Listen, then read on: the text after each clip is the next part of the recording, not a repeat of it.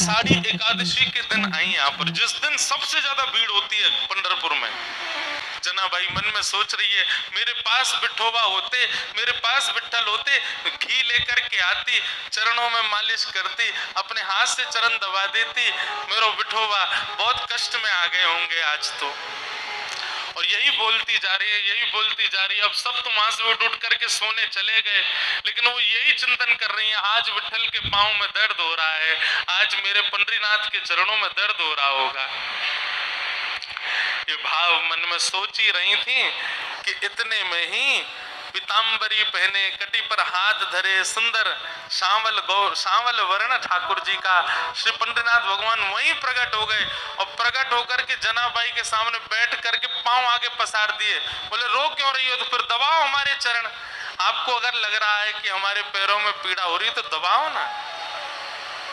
पैर दबाते दबाते जनाबाई पूछ रही है, भोजन किया आपने? ठाकुर जी बोले हाँ किया। तो क्या पाया? बता दिया जो भी बनता है। अब मंदिर में जो भी बनता, मुझे तो पता नहीं क्या बनाते हैं मंदिर में, जो भी बनता ठाकुर जी बताए। बोले इसकी सब्जी बनी थी, ये चावल बने थे, रोटी बनी थी और पूरन पोली बनी थी, और यही बनती महाराष्ट्र में। और क्या बनता है? पूरन पोली है। और क्या बनता है? अब हमको कोई बना के खिला ही नहीं रहा तो हमको पता कैसे चले? हम तो अपने महाराज संग लेके आए, बेचारे वो रोज दाल चावल रोटी सब्जी बना देते, वही पाले रहे हैं। ठाकुर जी ने बताया, बोले पूरन पोली बनी, ये सब्जी बनी, चावल बने, ये सब पाया मैंने। जनाबाई पैर दबाते दबाते, अच्छा कल क्या पाया था? ठाकुर जी बोले यही पाया था। बोले जो आज पाया वही कल पाया? बोले हाँ यही पाया था। अच्छा तो परसों क्या पाया? ठाकुर जी बोले परसों भी यही पाया था। और 4 दिन पहले क्या पाया था? ठाकुर जी बोले यही बनता है, ये लोग मुझको यही देते हैं और कुछ नहीं देते, इनका फिक्स है, ये वही बनाते हैं वही खिलाते हैं मेरे को। इनका मंदिरों में नियम थोड़ी बदलता है, जो सब्जी है, जो दाल है, जो वही बनता है, रोज वही खिलाते ठाकुर जी को। जनाबाई बोली आप रोज रोज एक ही भाव खाते हो, मन नहीं भरता आपका?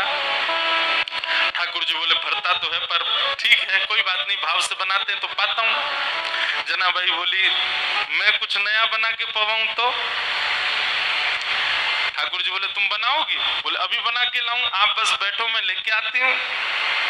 जनाबाई रात में ही गई, महाराज सुंदर रसोई सिद्ध करी, सुंदर नए नए पकवान बनाए, नई नई सामग्री बनाई और सामग्री बना के थाल में सजा। आधी रात सब सोए हैं पंढरपुर में, और वहां गोपालपुर के ऊपर के जिस स्थान आज हम गए थे तो वहीं के चिंतन आ रहा है।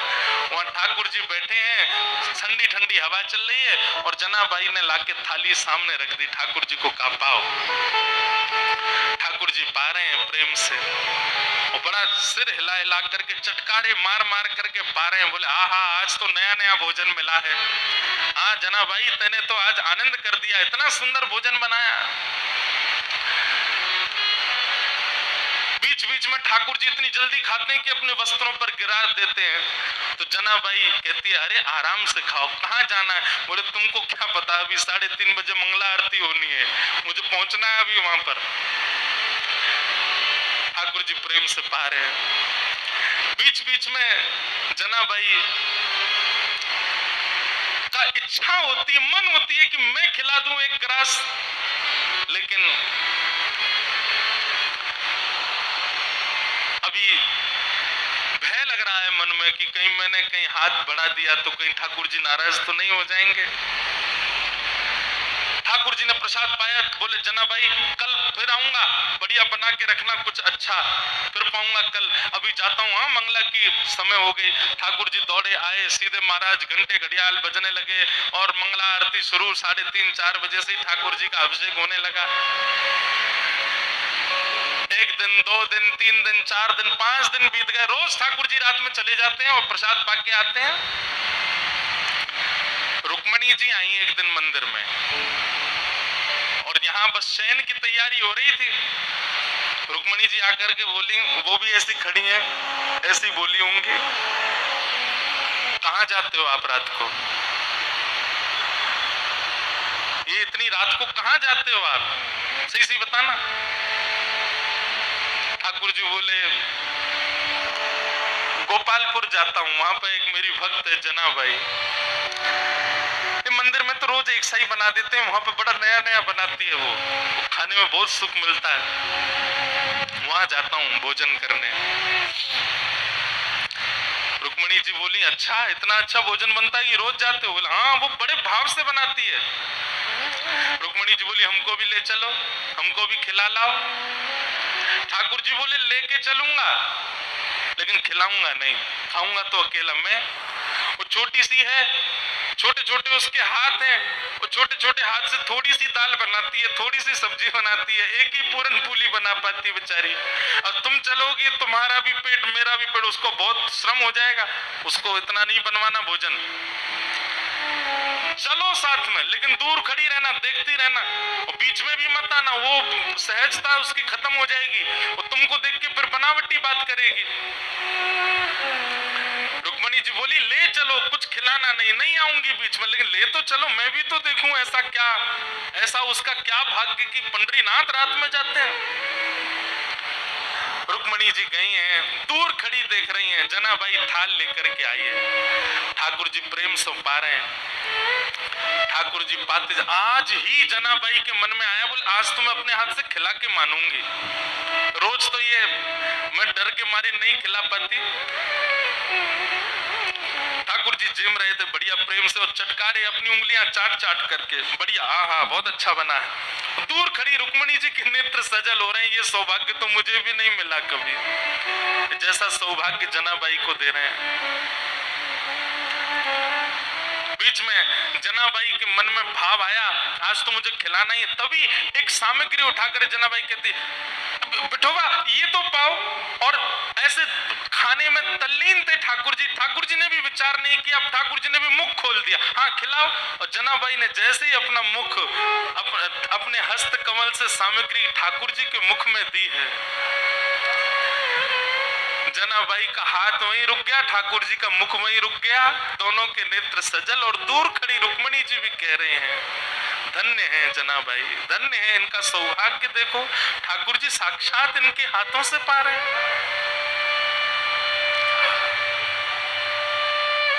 ऐसा भाव। रुक्मणी जी नतमस्तक हो गई, मन में विचार करने लगी कि मैं भी जनाबाई से मित्रता कर लूं, इनके बहाने मुझे भी ये सुख मिल जाया करेगा। जो सुख लक्ष्मी जी को भी नहीं है वो जनाबाई को दे रहे हैं ठाकुर जी।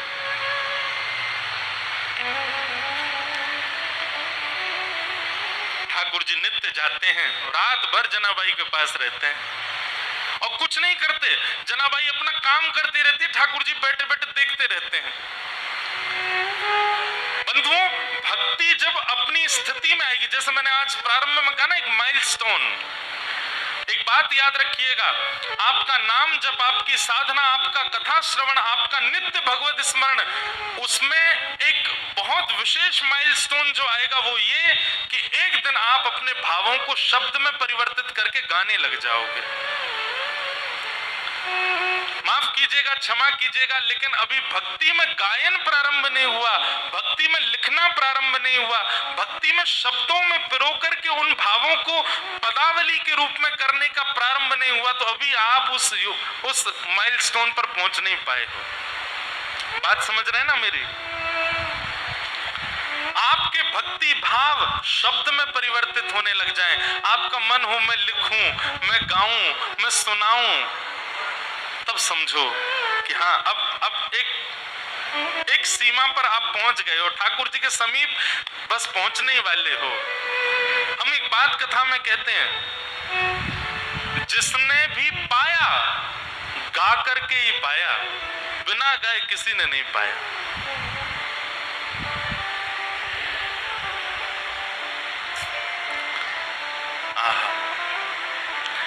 मीराबाई गाती हैं, सूरदास गाते हैं, गोस्वामी तुलसीदास गाते हैं, सबने गाया है। आपका भजन, आपकी साधना जब तक गायन में परिवर्तित ना हो, समझना अभी ठाकुर जी दूर हैं आपसे। प्रयास किया करो, उल्टा सीधा ही लिखा करो, लेकिन अपने भावों को पद में लिखने का। कल हम वृंदावन रसामृत पद गा रहे थे, कोई अपनी योग्यता नहीं बता रहा हूं मैं, क्षमा करना, मैं हूं भी नहीं इस लायक, पर पद गाते गाते अंतिम पंक्ति लिखी हमने ठाकुर जी के लिए, श्री पंडितनाथ। और ये हर बार ही ऐसा होता है। जगन्नाथपुरी गए तो वहां पर भी बलभद्र और सुभद्रा संग विराजे ब्रज के नाथ, रथ आरूढ़ भये नंद नंदन, कहलाए जगत के नाथ, वृंदावन प्यारो वृंदावन। द्वारिका में कथा हुई तो वहां के भाव आ गए। वहां का भाव क्या था? विप्रधेनु संतन के कारण, रण छोड़ो ब्रजनाथ। क्यों रण छोड़ करके गए ठाकुर जी? क्योंकि जरासंध जो था वो ब्राह्मणों की सेना लेकर के आ गया था, ब्राह्मणों को अनुष्ठान पर बैठा करके आया। ठाकुर जी ने मन में विचार किया 17 बार तो हरा दिया इसको, लेकिन अब की बार हराया तो ब्राह्मणों का जो अनुष्ठान है वो निष्फल हो जाएगा, ये ब्राह्मणों का वध कर देगा। तो ब्राह्मणों की रक्षा के लिए विप्रधेनु संतन के कारण, रण छोड़ो ब्रजनाथ, गोमती तट द्वारवती पधारे। द्वारिका का शास्त्रीय नाम द्वारावती है। क्या है? गोमती तट द्वारवती पधारे, गोमती तट द्वारवती पधारे, कहलाए द्वारिका नाथ, वृंदावन प्यारो वृंदावन। अब कल पंढरपुर आए तो पंढरपुर आकर के नया भाव आया। क्या?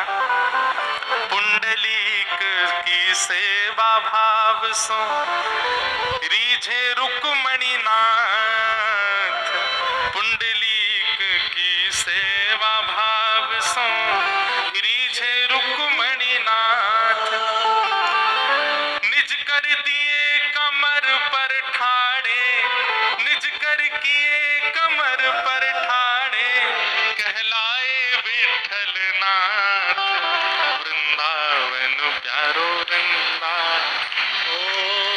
ये बात हम क्यों कह रहे हैं? आपकी भक्ति जिस दिन शब्दों में परिवर्तित हो जाए, जिस दिन गायन में परिवर्तित होता है, जिस दिन भावों में परिवर्तित हो जाए, समझ जाना अब ठाकुर जी मिलने का मन बना चुके हैं आपसे। जनाबाई की यही स्थिति हो गई है। पूरे दिन तो नामदेव जी के घर में सब काम करती हैं, झाड़ू पोंछा बर्तन खान पान सबकी सेवा करती हैं, और रात्रि में चक्की पीसती हैं।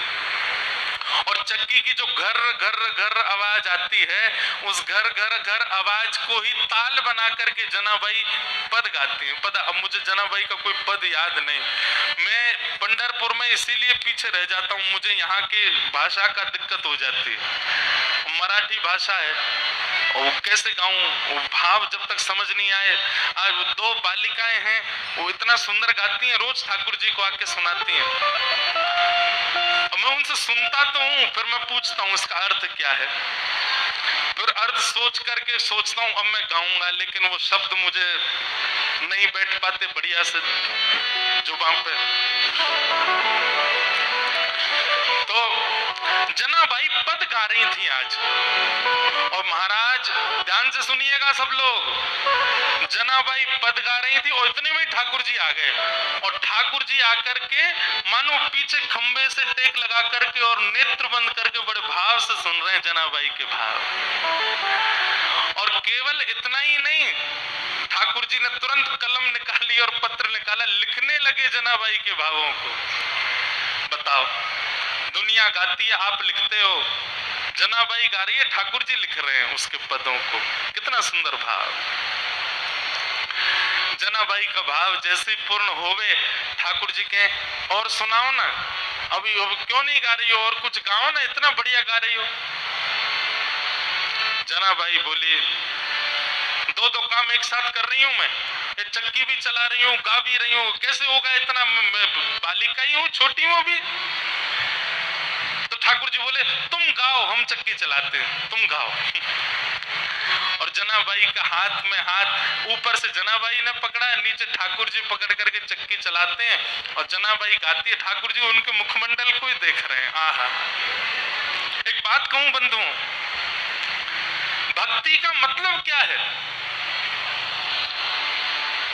प्रारंभ हो तो आप ठाकुर जी के पीछे पड़े रहो, लेकिन स्थिति ऐसी आवे एक दिन कि ठाकुर जी आपके पीछे पड़े रहे। ये समझो भक्ति है। आप ही उनके पीछे पड़े हो, वो उनको कोई फर्क नहीं पड़ रहा है, तो फिर ये भक्ति नहीं है, ये समझो एक तरफा प्रेम है आपका। स्थिति ऐसी हो जाए महाराज कि ठाकुर जी आपके बगैर नहीं रह पाए, ठाकुर जी को आपके बिना राजी नहीं हो, ठाकुर जी को आपके बिना व्याकुलता हो जाए, ठाकुर जी को जब तक आपकी थाली, अब कितने भी भक्तों को देखो, वहां कर्मा भाई बिना नहाए जो खिचड़ी बनाती है, ठाकुर जी दौड़ करके आते उनकी खिचड़ी पाने। भक्ति का मूल रूप यही है कि आप ठाकुर जी का भजन करो, लेकिन एक स्थिति ऐसी आवे कि मेरा सुमिरन हरि करे, मेरी स्मृति ठाकुर जी कर रहे हैं, मेरे स्मरण में ठाकुर जी हैं।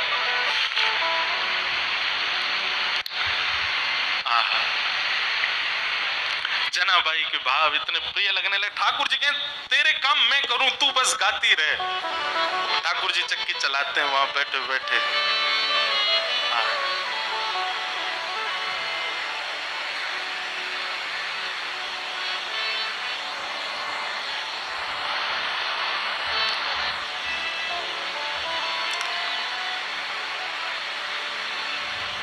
एक दिन जनाबाई बोली, ठाकुर जी आप चक्की चलाते हो, पर आप इतने आभूषण पहन के रखते हो कि कोई आभूषण आपके कभी टूट जाए, कोई आभूषण आपकी चक्की से टकराते रहते, इतनी आवाज होती है, मुझे तो भय लगता है कोई रात में आ ना जाए।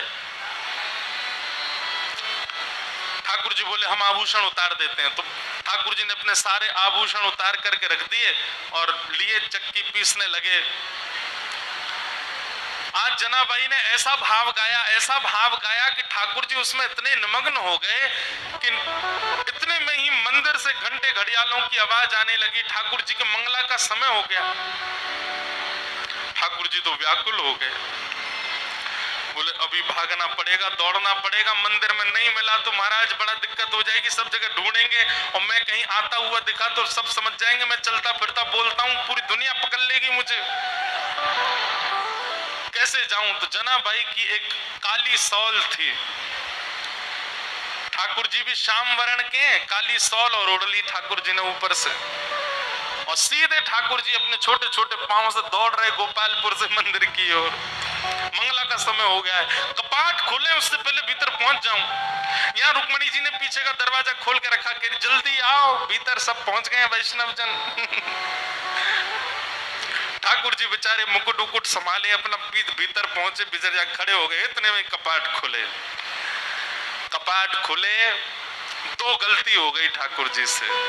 क्या? अपने आभूषण भूल आए जनाबाई के यहाँ, और जनाबाई की सौल पहन के खड़े हो गए वहां पे। जैसे ही कपाट खुले, पुजारी बोले हैं ये आभूषण कहाँ गए, और ये पुरानी सी काली सी सौल किसकी ओढ़ रखी है। अब तो पहले कपाट खुलते हैं तो आदमी और नेत्र गाड़ करके देखते हैं ठाकुर जी को। सुबह सुबह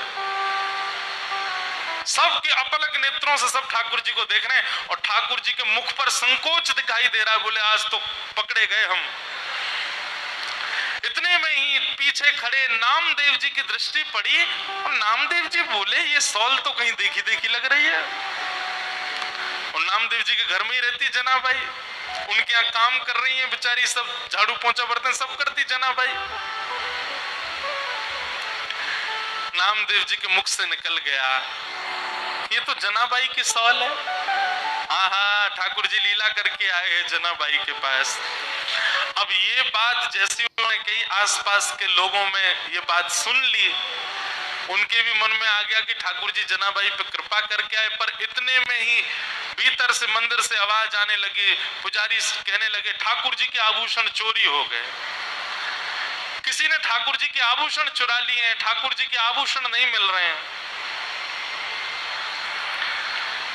देखो मानव कितना विचित्र है। ये उन मानवों की निंदा नहीं, हम आप सब भी होते तो हम भी यही कहते। नामदेव जी के मुख से निकला कि ये तो जनाबाई की सौल है, तो जिन लोगों ने सुना उन्हीं लोगों ने कह दिया, बोले जनाबाई की सौल है, इसका मतलब जनाबाई ही आई थी और आभूषण चुरा करके भाग गई, सौल भूल गई यहीं पर। जनाबाई ने ठाकुर जी के आभूषण चुरा लिए। सब लोग हाथ में आयुध लिए हल्ला मचाते हुए चिल्लाते हुए सब गोपालपुर की ओर गए। सुबह सुबह का समय, ऊपर पहुंचे, जैसे ही वहां जाकर के देखा,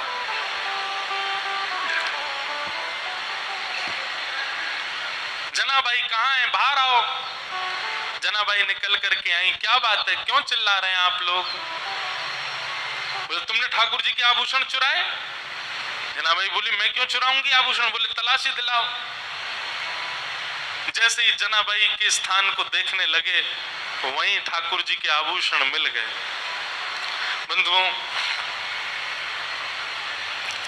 ठाकुर जी की लीला में सब सुखद सुखद ही होता है, सब अच्छा ही अच्छा होता है, ऐसा नहीं है। ठाकुर जी कब कहां क्या किस भाव से लीला कर रहे हैं ये कोई नहीं जानता। और ठाकुर जी को जब अति विशेष लीला करनी होती है ना, तो ऐसा ही कोई कष्ट हमारे लिए कष्ट है, पर जिसके साथ होता है उसके लिए वो कष्ट नहीं है, ऐसी कोई भावना प्रकट। जैसे ही आभूषण मिले सबको, जनाबाई को पकड़ लिया सबने, बहुत अशब्द सब उच्चारण करने लगे। आभूषण चुरा लिए ठाकुर जी के? अरे नामदेव जी, आपने किसको अपने घर में आश्रय दे रखा है? और आदि आदि सब चिल्लाने लगे। जनाबाई तो मौन हो गई, और मैं क्या बोलूं? इन सबको यदि ये बात बताऊं कि रात्रि में ठाकुर जी मेरे यहाँ आए हैं, तो ये नहीं मानेंगे। ठाकुर जी लीला करके गए, ये सब कोई स्वीकार नहीं करेंगे। जनाबाई ने एक दो बार थोड़ा सा हट तो किया, लेकिन किसी ने नहीं माना। और सबने मिलकर के एक योजना बनाई। मैया अभी बैठो, अभी कथा चल रही है। हाँ अभी विराजो, कथा के बीच में नहीं, हाँ मिलेंगे हम आपसे। विचार करने लगे क्या करें। सबने मिलकर के कहा कि दंड दो। और दंड क्या है? बोले मृत्यु दंड दो।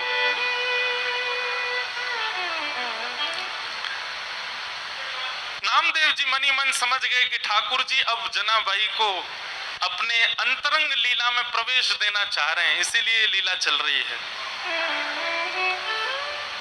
समाज के लोग उनके भाव को नहीं समझ पा रहे थे। ये संसार का एक नियम है कि जब मूल व्यक्ति हमारे सन्मुख होता है, तब हम उसके भाव को नहीं समझ पाते। आज उन्हीं जनाबाई को पूरा विश्व पूज रहा है।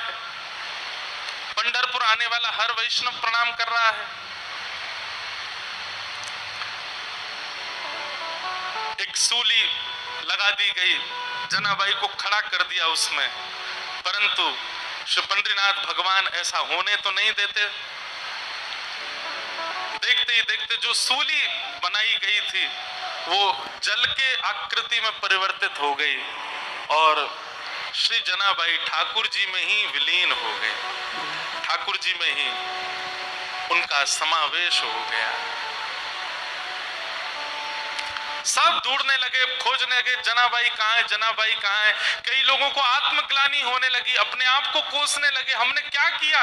एक परम भक्ता वैष्णवी जनाबाई के साथ ऐसा किया। पर अब कहाँ जनाबाई मिलने वाली हैं? वो तो श्री विठल के साथ में है, विठल के अंतरंग भाव में प्रवेश कर गए। ऐसी भक्तिमती जनाबाई, जिनके साथ इतनी लीला, इतनी कृपा श्री पंडरीनाथ भगवान ने की। उनके हाथ का बना हुआ प्रसाद पाते हैं, उनके हाथ के बने हुए सुंदर प्रसाद को उनके हाथ से पाते हैं। वो गाती हैं और पंडरीनाथ भगवान लिखते हैं, वो गाती हैं और पंडरीनाथ भगवान नृत्य करते हैं। ऐसी सी जनाबाई, उनको हम बारंबार वंदन करते हैं। एक भाव मुझे बहुत प्रिय लगता है,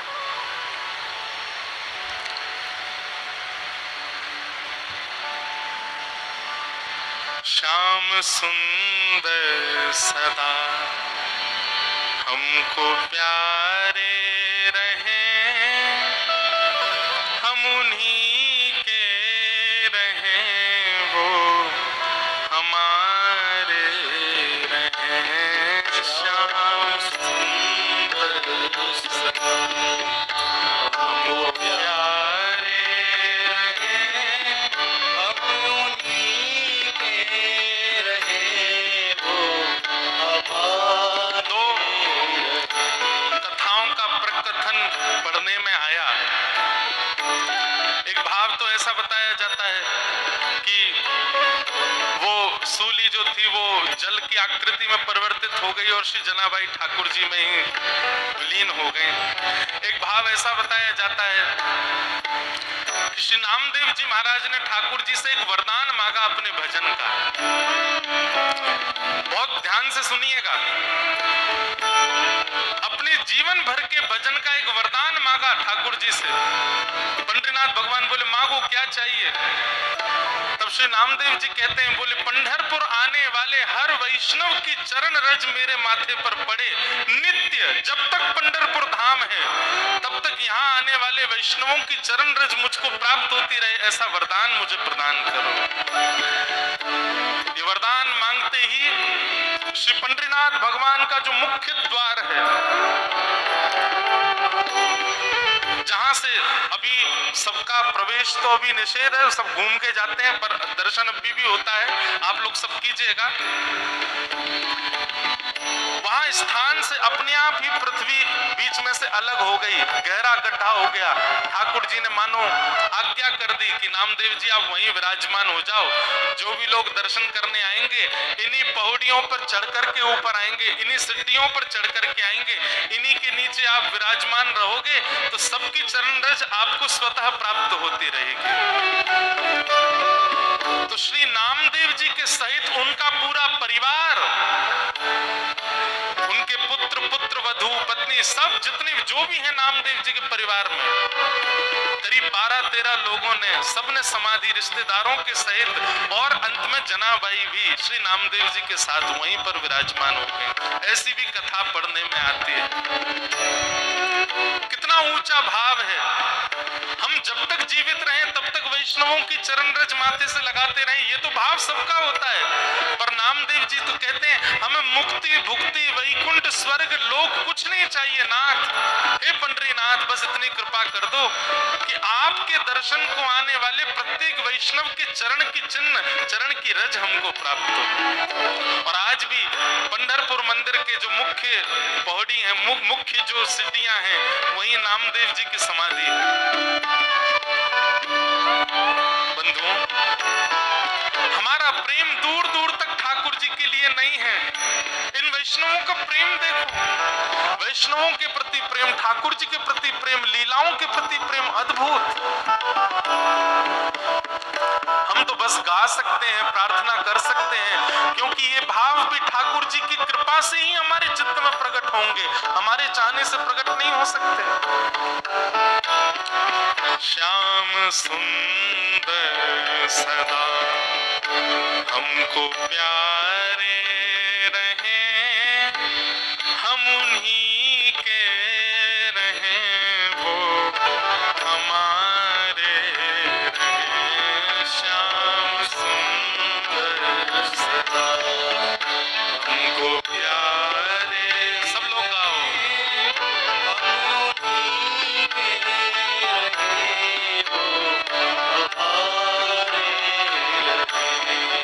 श्याम सुंदर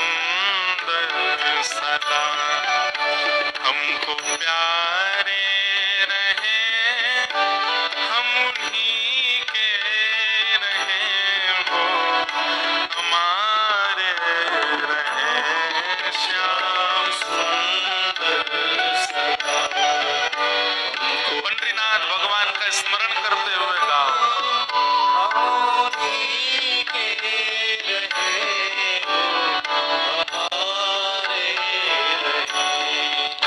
जिस डगर से मुरलिया की धुन आएगी, जिस डगर से मुरलिया की जिस डगर से मुरलिया की धुन आएगी, जिस डगर से मुरलिया की धुन आएगी, उस डगर पे उमरिया ये कट जाएगी, उस डगर पे उमरिया ये कट जाएगी, उस डगर पे उमरिया ये कट जाएगी, उस डगर पे उमरिया ये कट जाएगी, उस डगर पे उमरिया ये कट जाएगी, उस डगर पे उमरिया ये कट जाएगी। उनकी तस्वीर मन में बसाए रहे, हम उन्हीं के रहे हो हमारे, शाम सुबह सदा हमको प्यारे रहे, हम उन्हीं के रहे हो हमारे। श्री पंडरीनाथ भगवान की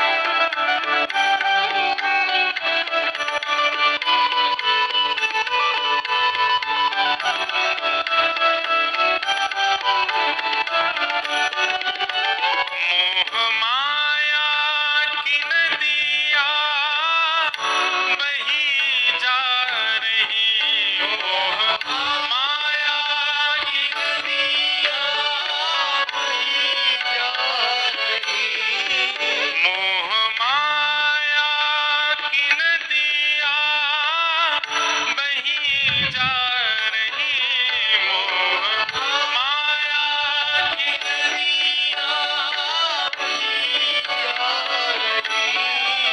मन की ममता को खींचे चली जा रही, मन की ममता को खींचे चली जा रही, मन की ममता को खींचे चली जा रही, मन की ममता को खींचे चली जा रही, मन की ममता को खींचे चली जा रही, मन की ममता को खींचे चली जा रही।